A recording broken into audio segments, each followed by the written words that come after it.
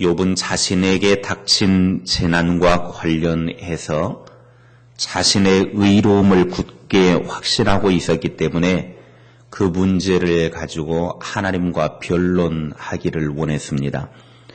이처럼 하나님과 한번 따져보겠다라고 하는 욥의 태도는 나는 의롭고 무죄한 자에게 고난을 주는 하나님은 불의하다라고 하는 그런 의식을 기본적으로 깔고 있었기 때문에 욥은 하나님 앞에 자기의 의를 주장하려고 그렇게 하나님을 직접 만나기를 원했습니다.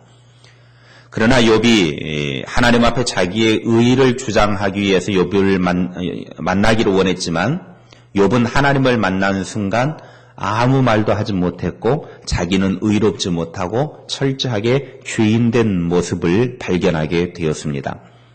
그리고 하나님에 대해서 너무 무지했다라고 하는 것을 이제 깨달음을 통해서 하나님의 질문 앞에 한마디도 대답하지 못하고 자기의 무지와 또 하나님의 그 전능하심 앞에 겸손하게 엎드릴 수밖에 없었습니다. 그리고 그는 입을 다물고 침묵하겠다라고 이제 작정을 하고 더 이상 나는 아무 말도 하지 못하겠습니다라고 그렇게 입을 다물었습니다. 그때 하나님께서 두 번째로 나타나셔서 말씀을 하십니다. 그것도 오늘 두 번째 나타나신 것은 6절 말씀에 보면 폭풍우 속에서 하나님이 말씀하고 계십니다. 여기에 폭풍우 속에서 하나님이 말씀하셨다라고 하는 것은 하나님의 장중하고 두려운 자기 임재를 표시하는 것이죠. 하나님께서 폭풍과 같이 그 엄청난 속에서 욥에게 나타나셔서 말씀하셨다. 그러니까 요즘 같은 경우 막 천둥 번개를 치면서 엄청난 그 막 굉음을 하고 불이 번쩍번쩍하고 이런 상황들. 그러니까 하나님이 이렇게 두려움 속에서 장중함 속에서 욥에게 나타나셔서 말씀하신다라고 하는 것이죠. 이런 상황 속에서 하나님께서 오늘 7절 말씀에 보면 너는 대장부처럼 허리를 묶고 내게 묻겠으니 내게 대답할지니라 그럽니다. 대장부처럼 허리를 묶고 대답하라고 하는 말은 마음을 단단하게 다져먹고 내가 질문하는 것에 대해서 남자답게 대답을 해라. 하나님이 지금 그렇게 말씀하고 계십니다. 욥은 하나님과 만나면 모든 것을 따져 묻겠다고 벼르고 있었지만 결국은 하나님 앞에 아무 말도 하지 못했다는 거예요. 네가 분명히 친구들과의 변론하는 과정 속에서 자기의 그 온통함에 대해서 다 하나님께 따져 묻겠다고 그랬는데 자 그러면 이제부터 너에게 그 따져 물을 수 있는 기회를 줄 테니까 너는 남자답게 마음을 단단히 먹고 나에게 할 이야기 있으면 해라. 따져봐라. 기회를 주겠다라고 하는 겁니다. 하나님께서 직접 나타나셔서 위험 중에 나타나셔서 네가 하고 싶은 말이 있으면 다 따져 물어라. 내가 너에게 모든 기회를 주겠다. 하나님이 직접 말씀하셨습니다. 8절부터 14절의 말씀에 보면 욥에게 이제 질문하시는 질문의 요지가 그렇습니다. 네가 그렇게 의롭다라고 이야기하는데 네가 정말 의롭다고 하면 내가 너에게 나의 권세를 줄 테니까 네가 하나님처럼 이 땅에서 한번 네 의를 펼쳐보아라. 네가 한번 이 세상에 권력 행사를 해보아라. 내가 너에게 나의 모든 권력 행사를 하도록 힘을 부여해 주겠다. 욥에게 하나님이 직접 하시는 말씀은 네가 하나님이 되어보라는 것입니다. 네가 하나님이 돼서 이 세상을 한번 다스려보고 불의한 사람들은 불의한 대로 한번 심판을 해보고 한번 그 사람들을 다스려 봐라. 네가 하고 싶은 대로 한번 해봐라. 네가 그렇게 의롭다고 하면 네가 그렇게 자신만만하다고 하면 네가 하나님이 되어 보아라. 하나님이 될 수 있는 권한을 줄 테니까 네가 한번 해볼래? 그런데 욥은 그에 대해서도 한마디도 대답하지 못합니다. 아무리 생각해 보아도 자기가 하나님이 돼가지고는 이 세상을 온전하게 다스릴 수 있는 그런 능력을 갖지 못했거든요. 오늘 이 말씀을 보게 되어지면 하나님과 욥의 그런 이야기하는 과정 속에서 특별히 하나님께서 욥에게 직접 접근해 가지고 네가 하나님이 돼서 한번 이 세상을 다스려 봐라. 네가 그렇게 의롭다라고 말하고 네가 그렇게 지혜롭다라고 말하지만 한번 너의 그것으로 가지고 마음껏 한번 다스려 봐라. 그래서 네가 그렇게 불의하다라고 나를 그렇게 말하고 있지만 과연 이 세상에 불의한 사람들을 네가 올바로 다스릴 수 있는지 한번 네가 해봐라. 하나님이 그렇게 말씀하고 계십니다. 그런데 욥은 하나님이 그렇게 하나님의 권세를 주겠다라고 하나님의 자리를 가지고 네가 한번 이 세상을 다스려봐라고 했지만 욥은 결국은 자기 자신의 무능력함 때문에 하나님의 권세를 가지고 세상을 다스릴 만한 그런 힘이 없었습니다. 그래서 하나님 앞에 아무 말도 하지 못하고 결국은 하나님의 책망의 소리를 듣게 되는 것입니다. 자기 자신은 의롭다라고 말하고 세상을 잘 다스릴 것처럼 말하고 불의한 자를 심판하고 그 사람들에 대해서 바로 다스릴 것처럼 자신만만하게 이야기했지만 정작 자기가 하나님의 위치에서 그 일을 해보라고 할 때는 아무 말도 하지 못하고 하지 못할 것을 알았기 때문에 결국 침묵으로 또 일관하는 것을 보게 되어집니다. 이 말씀을 통해서 하나님이 욥에게 책망을 하시는 겁니다. 그렇게 자신만만해하고 자기는 의롭다라고 말하고 지혜롭다고 말하지만 결국은 아무것도 아닌 욥 자신을 발견하게 되고 그리고 그것을 통해서 하나님의 꾸지람을 듣게 되는 것입니다.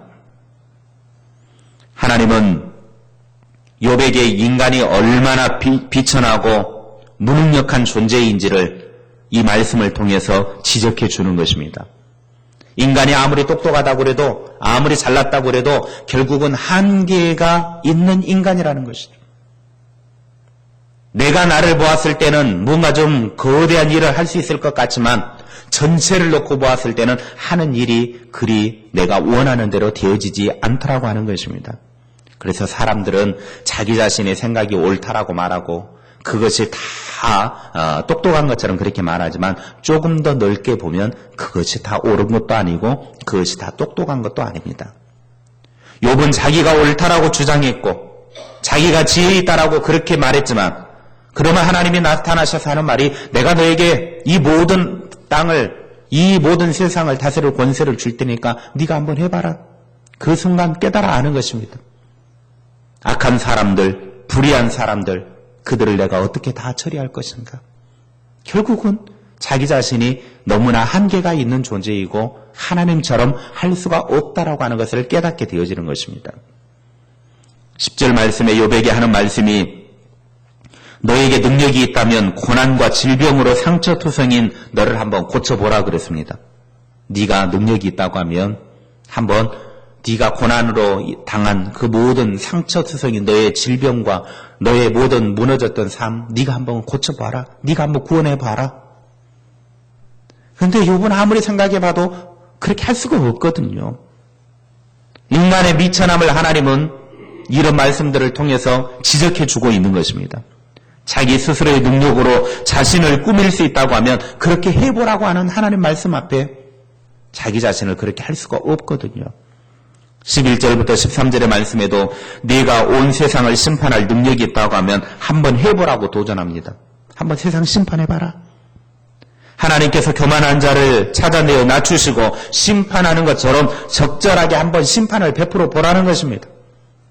14절에 인간이 스스로 구원할 수 있으면 구원해 보라고 물으십니다. 욥이 만약 스스로 구원할 수 있다면 하나님께서 구원할 수 있는 자라고 하나님께서 인정해 주시겠다라고 말씀하고 계십니다. 우리는 욥의 태도에서 그의 교만함을 발견할 수 있습니다. 하나님보다 높아져 하나님을 판단하려고 하는 욥의 태도는 하나님을 떠난 인간의 악한 모습입니다. 자기가 하나님을 따져 묻겠다고 말하고 하나님 앞에 하나님이 잘못되어졌다라고 하나님은 불의한 하나님이라고 왜 나와 같은 사람에게 이런 일을 하나님이 하셨냐고 따져 묻겠다고 그렇게 하는 것은 인간의 악한 모습이라고 하는 것입니다. 알아도 너무 모르는 인간이 하나님을 다 아는 것처럼 말하고 함부로 그렇게 교만을 떨고 있더라고 하는 것입니다.